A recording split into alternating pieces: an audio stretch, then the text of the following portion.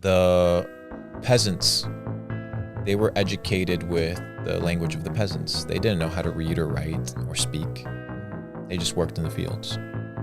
The kings, the people that ran society, the feudal lords, they spoke Latin. Why?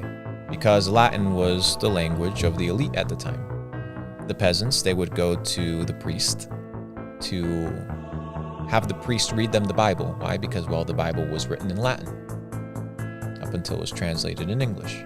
So the source of information came from what? The elite. Today, we no longer have Latin as the language of the elite. We have finances. So more instructing people instead of this transfer of wealth is this transfer of knowledge of how the world works. And whether I have children or not, it's more so, I'm passionate about orphans, you know? There's a lot of children with no parents that have no opportunity. So once I take care of, I sponsor 38 orphans right now. It's a great endeavor. It's really nice. One of my Capital Club events, I'm going to take my members to Thailand, where I actually have a lot of orphans that I take care of, to see if they sponsor a couple orphans themselves, do some good shit with their money.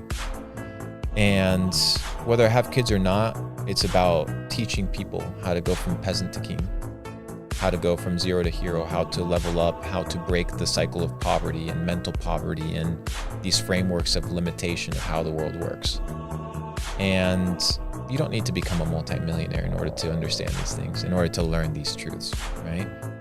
As long as you are honest with yourself, as long as your life is well balanced. I have met people that are more joyful and enjoying life with very little.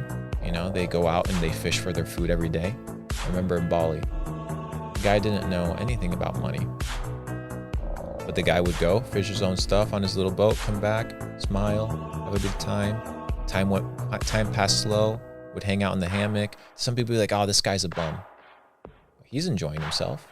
So if he's enjoying himself and the guy at the mansion, the skyscraper, is out here scrolling on Twitter, feeling anxious and bitter and upset, he's living a better life, honestly speaking. Because at some point, you have a roof over your head, you have food in your mouth, you have shelter, you have people that love you. Everything else is a commodity and an extra. So I'll let you know when I have children, brother. Hopefully we're at a place where they can hang out together.